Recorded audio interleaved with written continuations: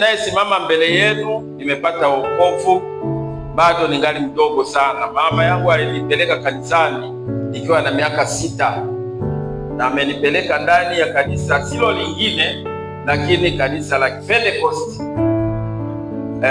lililofunguliwa huko kwetu kama misheni ya watu kutoka Skandinavia, yaani Norway, Sweden walikuja wakapanda makanisa huko kwetu mashariki mwa Kongo, mji wa Bukavu. Sehemu hiyo ndio mji wetu mkuu. Mji wetu mkuu ni mji wa Bukavu. Hapo ndipo nimezaliwa. Yaani mama alinipeleka kanisani nikiwa na miaka 6 tu, na akasema sasa hapa ndipo mahali pako. Kwa hiyo tangu wakati huo nimekuwa kanisani, nilienda Sunday school, na baadaye nilipokuwa na umri wa miaka 12 wakafikiri kwamba labda ningepata ubatizo wa maji. Nilikuwa mfupi tu kama nilivyo, na waliona sasa huyu mtoto, mara nyingine walitumia sheria namna ile wakati ule. Je, tumbatize akiwa na miaka na umri mdogo au je? Na walikumbuka kwamba mimi na miaka 12. Kwa hiyo nikabatizwa majini, batizo wa maji, lakini imenichukua miaka 4 kabla ya kupata ubatizo wa Roho Mtakatifu.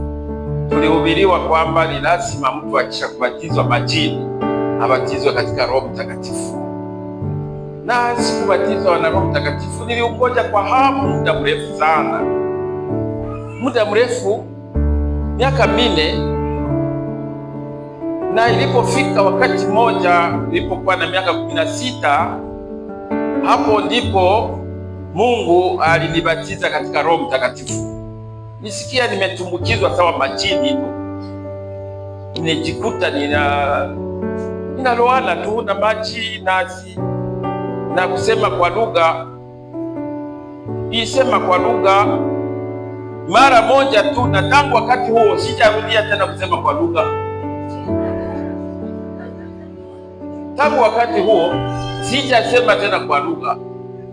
Mungu amenipa karama nyingine kubwa za ajabu. Kufukuza mapepo ilikuwa kitu kikubwa sana, kuponya wagonjwa na vitu kama hivyo, na hivyo vimefanyika pia kwa muda. Hizo karama nyingine pia zimeondolewa, lakini niwaambie kitu ambacho Mungu ameniahidi. Pengine kwa hiyo ndio itakuwa ni mada hasa ya mafundisho yangu, kwa sababu mimi ni mishonari. Ninakubali kwamba ninasikia furaha kuitwa mishonari, ijapo kama mimi mwenyewe sielewe maana ya jina hilo, silielewe. Kwa sababu kuna mhubiri fulani ambaye amefariki dunia, alikuwa anaitwa Marko Jarmo Makkonen kule kwetu Finland. Alikuwa mchungaji mkuu sana mwenye kuongoza sawa tuseme mkoa. Aliposikia ushuhuda wangu akasema, sasa wewe ni mtume, wewe ni kama vile Paulo, maana mimi ni kama mtu wa mataifa. Mimi si Mkongo tena, naitwa tu kwa jina Mkongo, lakini kwa leo nina uraia wa Finland, na kweli najisikia Mkongo, najisikia vizuri, furaha sana kuitwa Mkongomani. Mashariki mwa Kongo kuna makabila kama vile mlivyo nayo hapa, makabila mengi. Najua ninyi, sisi sote ni Wabantu, tuna makabila.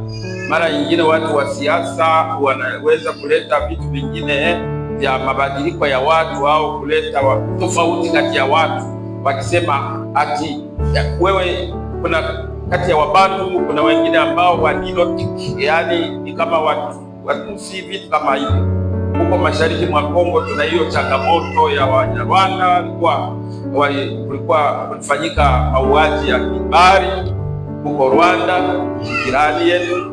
Hapo ndipo nimekimbilia wakati wa vita au wakati wa utume wangu.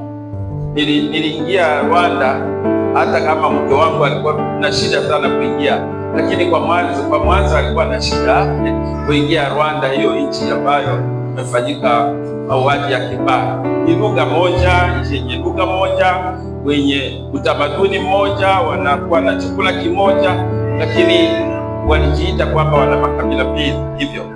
Yaani hiyo ni changamoto ya dunia hii, ila sisi sote ni watoto wa Mungu. Tena mimi najisikia ya kwamba niko mwana wa Mungu. Ile ndio nimeisha kuitazama hiyo nyoka, nasikia miaka 6 nimeitazama hiyo nyoka ya shaba, yaani Yesu Kristo. Haleluya! Nimeuona wema wa Mungu mara nyingi katika hiki kitabu kinachoitwa Biblia. Kimenionyesha ya kwamba ukisha kuitwa na Mungu una jukumu fulani. Nimeonyeshwa mstari katika Biblia, Mathayo sura 28 aya 19, ambako Yesu kabla ya kuondoka hapa duniani baada ya ufufuko akienda zake mbinguni, aliwaagiza wanafunzi wake, aliwakusanya mahali na akawaambia, tazama, nimepewa mamlaka yote mbinguni na duniani. Basi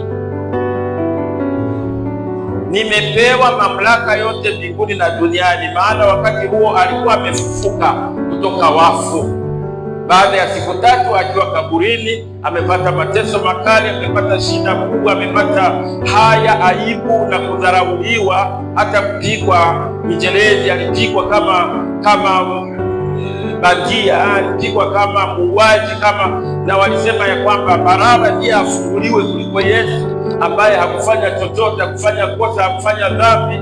Alifufua wafu, aliponyesha vipofu na viwete, na alilisha watu 5,000. Watu wakala chakula, hawakujua wafanye nini. Petro alikuwa amekosa pesa ya kulipa kodi ya hekalu, na alimwambia, wewe wenda kuloa samaki, na alafu hiyo samaki akafungua ndani ya ile samaki kulikuwa hela ambazo alilipa kodi kwa ajili yake na kwa ajili ya Yesu mwenyewe. Yesu huyo alisulubiwa siku ya 3 akafufuka. Yaani injili hiyo ya Mathayo sura 16, Mathayo 28 na aya 18 hadi 20 ndio imenipatia motivation ya kuwa hivi nilivyo leo, mhubiri wa injili asiye na mipaka, si Mkongomani tu, lakini anayeweza kwenda kwa mataifa mengine. Mungu ni mkubwa, Mungu ni mkuu. Nimeoa na watoto na wajukuu. Watoto ni 9, wote waliozaliwa ni 9, na mtoto mmoja mwingine ambaye tumemlea ni mtoto wa dadangu, naye ni wa 10, na watoto wote hao ni wakubwa, wamekuwa.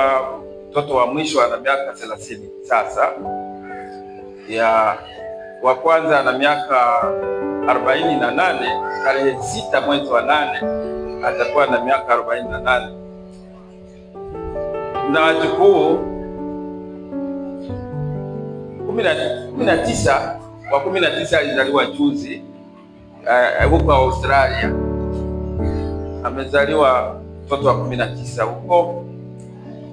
Basi ninamshukuru Mungu kwa wokovu mkubwa ameniokoa, na kwa huu mwito wa kuhubiri habari njema, mwito wa kuhubiri agizo linalopita maagizo yote: enendeni mkawafanye watu kuwa wanafunzi wangu, mkiwabatiza kwa jina la Baba na Mwana na Roho Mtakatifu, na kuwafundisha kuyashika yale niliyowaagiza, na tazama, mimi niko pamoja nanyi siku zote hata ukamilifu wa dahari. Huo ndio ujumbe ninao. Lakini mwaka huu nina ujumbe mwingine unaitwa Injili ya Neema.